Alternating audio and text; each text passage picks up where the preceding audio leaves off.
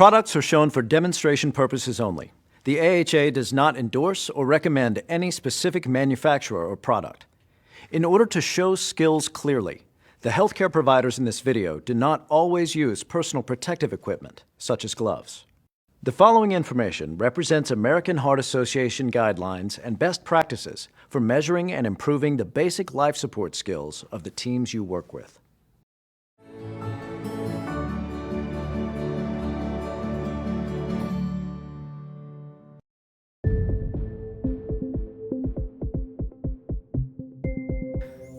The successful resuscitation of a patient in cardiac arrest requires a coordinated team effort.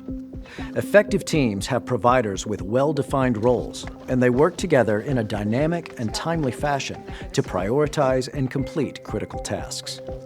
The team leader is responsible for coordinating these tasks and ensuring that clinical care is delivered according to American Heart Association guidelines. Delivering high-quality CPR while minimizing pauses optimizes outcomes after cardiac arrest.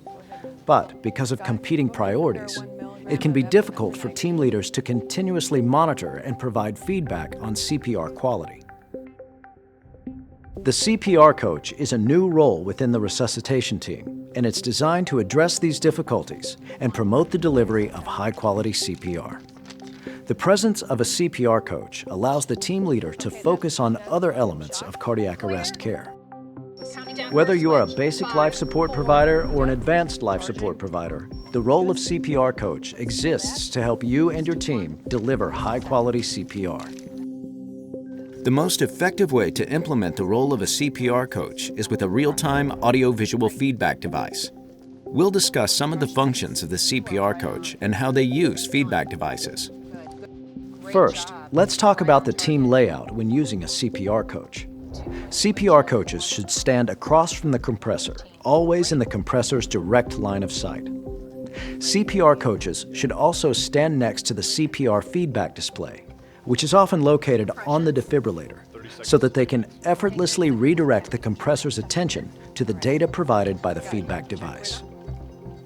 Now that the CPR coach is in place, they should verbalize the data from the feedback device, providing corrective and positive feedback, such as push harder or your rate is good. Great job, you're right on target. In addition to giving corrective feedback, CPR coaches should give mid-range targets so that providers can focus on a precise metric. An example of this would be coaching the compressor to target a rate of 110 compressions per minute, taking the average between the recommended range of 100 to 120 compressions per minute. And now you're too fast. Target heart rate is 110. The CPR coach should also coordinate the initiation of CPR and pauses in CPR. These actions can include initiating CPR, placing a CPR board if needed, analyzing the rhythm, switching compressors, defibrillating, or intubating the patient.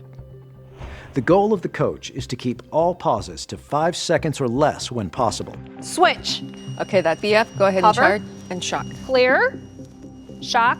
Resume. Except for intubation. Intubation should be performed by skilled providers, ideally without stopping compressions. Okay, through the cords. But if it's necessary to pause for intubation, the pause must be for 10 seconds or less. I'm still having trouble. Go ahead and pause CPR. Okay, there we go. Through the cords. Continue. If intubation can't be accomplished in 10 seconds or less, the team should continue compressions with bag mask ventilation. Being an effective CPR coach takes practice and training. If you'd like to learn more about how you can incorporate the CPR coach role into your resuscitation team, please ask your instructor for more information.